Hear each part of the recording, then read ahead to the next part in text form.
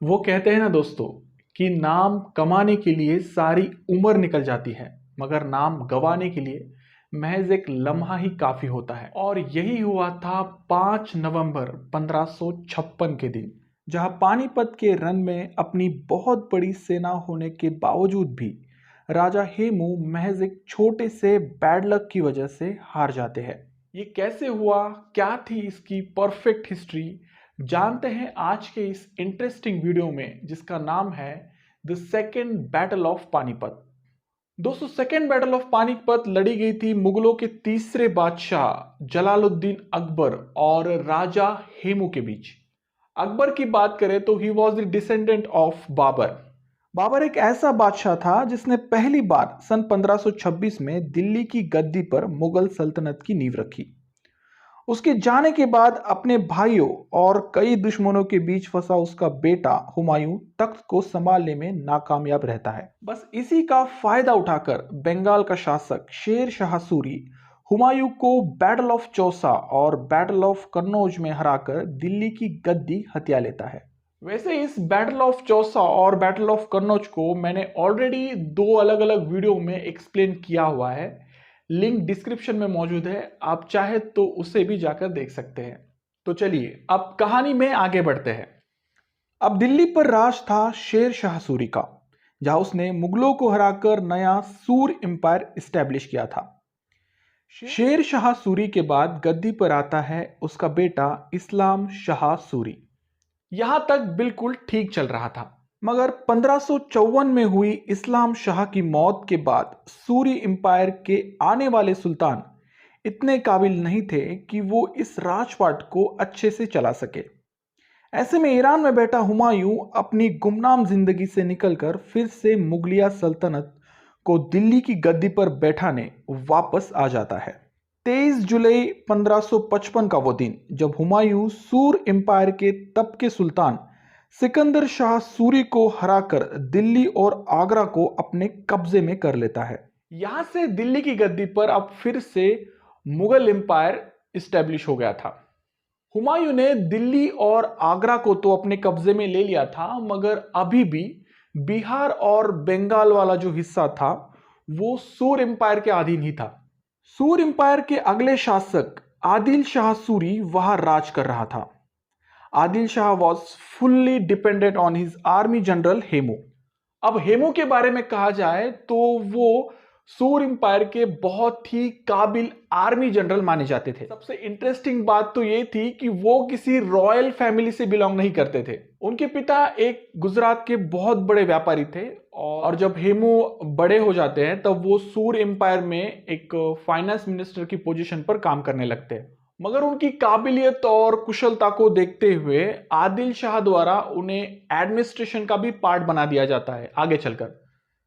अब ऐसा कहा जाता है कि आदिल शाह इस कदर इम्प्रेस था हेमू से कि वो अपने बेगमों से भी ज्यादा भरोसा करता था हेमू पर। अब एडमिनिस्ट्रेशन में आने के बाद हेमू सूर एम्पायर की जो फौज थी उसका एक अहम हिस्सा बन चुके थे। वे फौज के साथ साथ जनता के दिलों पर भी राज कर रहे थे।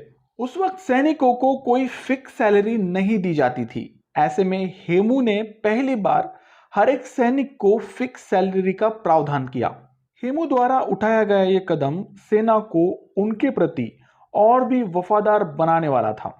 अपने जीवन काल में हेमू ने बैटल ऑफ पानीपत से पहले 21 लड़ाइयां लड़ी, और ताजुब की बात उन 21 लड़ाइयों में उन्हें विक्ट्री मिली। अब एक एक क्षेत्र को जीतते हुए हेमू बढ़ रहे थे दिल्ली की ओर। मकसद था दिल्ली की गद्दी को हत्या कर खुद उस पर विराजमान होना। ऐसे में 27 जनवरी 1556 में हुमायूं की हुई एक एक्सीडेंटल मौत हेमू के लिए मुगल एम्पायर पर एक गोल्डन एंट्री साबित हुई।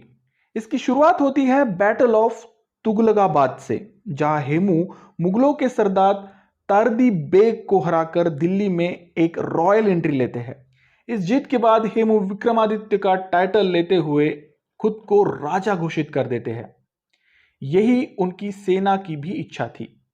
ऐसे में दिल्ली की गद्दी पर बैठा एक 13 साल का बच्चा हेमू के इस चैलेंज को देख रहा था। यह बच्चा और कोई नहीं बल्कि मुगलों का तीसरा बादशाह जलालुद्दीन मोहम्मद अकबर था। अपने पिता हुमायूं की हुई यूं अचानक मौत से उसे कच्ची उम्र में मुगलों का तख्त संभालना था।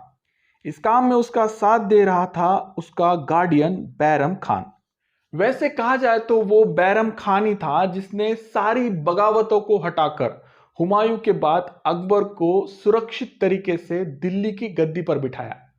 मगर तख्त पर बैठने से ज्यादा जरूरी होता है तख्त को संभाले रखना, और ये तभी मुमकिन था जब वो ये दिल्ली पर मंडरा रहे इस हेमू नाम के खतरे को मिटा सके।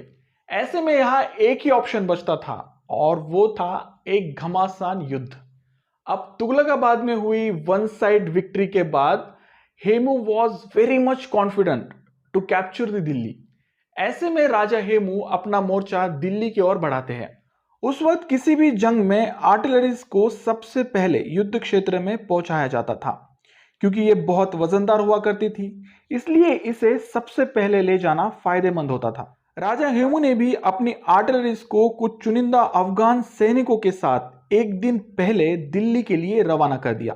बैरम खान यह जानता था कि हेमू को हराने के लिए युद्ध नीति के साथ साथ कूटनीति का भी इस्तेमाल करना बेहद जरूरी है, और इसी के चलते उसने अपने सबसे काबिल जनरल अली कुली खान शेबानी को भेजा इन आर्टिलरीज को कब्जे में लेने के लिए। शेबानी अपनी 10,000 की कैवलरी के साथ धावा बोलते हुए राजा हेमू की सारी आर्टिलरीज को अपने कब्जे में लेने में कामयाब हो जाता है। आर्टिलरीज को खो देने के बाद राजा हेमू ने अपनी सेना का सबसे महत्वपूर्ण हिस्सा गंवाया था। फिर भी उनकी सेना मुगलों के मुकाबले बहुत बड़ी सेना थी। बस इसी बात को मद्देनजर रखते हुए राजा हेमू दिल्ली की ओर अपने कदम बढ़ा रहे थे। 5 नवंबर 1556 का वो दिन जब एक तरफ थी मुगलों की सेना और दूसरी तरफ थी राजा हेमू की सेना। जगह द हिस्टोरिक बैटलफील्ड पानीपत। इस बैटल में शुरुआत से ही राजा हेमू की सेना मुगलों की सेना पर भारी पड़ रही थी। अगर सैन्य शक्ति की बात करें तो राजा हेमू के पास थे 30,000 से भी ज्यादा कैवलरी और 500 से भी ज्यादा वॉर एलिफेंट्स। वही मुगल सेना महज 10,000 कैवलरी और 200 हाथियों के साथ रणभूमि में उतरी थी। माना जाए तो हेमू की सेना मुगलों की सेना के मुकाबले 2 गुना बड़ी थी। अब ऐसी सिचुएशन में हेमू को हराना मुगलों के लिए लगभग इम्पॉसिबल टास्क था। मगर किस्मत आपके साथ हो तो इस नाकामयाबी को भी कामयाबी में बदलने में जरा भी देर नहीं लगती, और यही हुआ। राजा हेमू के आंख पर लगा मुगलों का एक तीर युद्ध के सारे समीकरणों को ही पलट देता है। इस हादसे से हेमू बेहोश हो जाते हैं और हाथी से नीचे गिर जाते हैं। अपने सेना नायक की इस हालत को देख हेमू की सेना में हड़बड़ी मच जाती है। इस पैनिक सिचुएशन का फायदा उठाते हुए मुगलों की सेना हेमू की सेना पर भारी पड़ने लगी, जिसके परिणाम स्वरूप वे दुश्मन की सेना को परास्त करने में कामयाब हो जाते हैं। इस बैटल के बाद हेमू को मुगलों द्वारा unconscious and almost dead condition में बादशाह अकबर के सामने हाजिर किया जाता है। According to the Abu Fazal, Akbar was not ready to kill Hemu, क्योंकि वो एक ऑलमोस्ट मरे हुए इंसान को मारना नहीं चाहता था। मगर एक दूसरे राइटर आरिफ कंधारी के हिसाब से कहा जाए तो Bairam Khan forced Akbar to kill Hemu, क्योंकि ऐसा करने से ही अकबर गाजी के किताब से नवाजा जा सकता था। गाजी एक अरेबिक वर्ड है जिसका मतलब है वॉरियर। तो अल्टीमेटली हेमू को मारने के बाद अकबर एक वॉरियर बन जाने वाला था, और इसी वजह से बैरम खान फोर्स कर रहा था अकबर को बार बार कि इसे खत्म करो। तो बैरम खान की इन बातों को तवज्जो देते हुए Akbar try to kill Hemu. मगर आप सोचिए, एक 13 साल का बच्चा कैसे किसी को मार सकता है। हालांकि अकबर ने कोशिश तो की थी, मगर वो राजा हेमू के सर को पूरी तरह से काट नहीं पाया। ऐसे में वो बैरम खान ही था जिसने बाकी बचा आधा काम पूरा करते हुए राजा हेमू का सर पूरी तरह से कलम कर दिया। मुगलों की इस विक्ट्री के बाद सेकेंड बैटल ऑफ पानीपत का चैप्टर क्लोज होता है और शुरू होता है एक golden era for the Mughal empire, क्योंकि यहां से मुगल एम्पायर बहुत बड़ा होने वाला है। अकबर का समय से ही ये एम्पायर इतना बड़ा होगा कि ऑलमोस्ट ये पूरे इंडिया और साथ ही साथ पूरे अफगानिस्तान को भी खा जाएगा। तो यहां से हम कह सकते हैं कि अकबर के बाद जहांगीर, जहांगीर के बाद शाहजहां के बाद औरंगजेब, ये सब जो एम्पायर आएंगे वो इस क्षेत्र को और बड़ा बड़ा करते जाएंगे और ये गोल्डन एज था, गोल्डन पीरियड था। तो ये सेकेंड बैटल ऑफ पानीपत की वजह से ही ये मुमकिन हुआ, क्योंकि इसके बाद जितनी भी बैटल्स लड़ीगी वो एक कोई सक्सेशन वॉर नहीं था या अपनी टेरिटरीज को बचाने के लिए नहीं था, अपने टेरिटरीज को एक्सपांड करने के लिए आगे की बैटल्स लड़ी गई।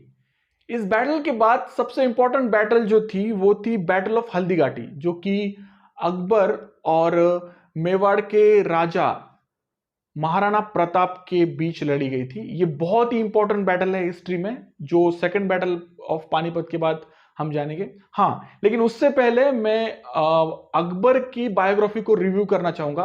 तो इसके आने वाला जो लेक्चर होगा वो अकबर की बायोग्राफी पर होगा। तो आई होप आपको ये the second battle of Panipat अच्छे से समझ आ गया होगा। आपके लिए एक सवाल है, जैसे कि ये second battle of Panipat Akbar और हिमू के बीच हुई, वैसे फर्स्ट बैटल ऑफ पानीपत किन किन के बीच हुई, आप कमेंट बॉक्स में लिखें। तो चलिए, इस वीडियो के साथ साथ वक्त हो चला है आपसे विदा लेने का। मिलते हैं नेक्स्ट वीडियो में अकबर की बायोग्राफी के साथ। तब तक के लिए धन्यवाद।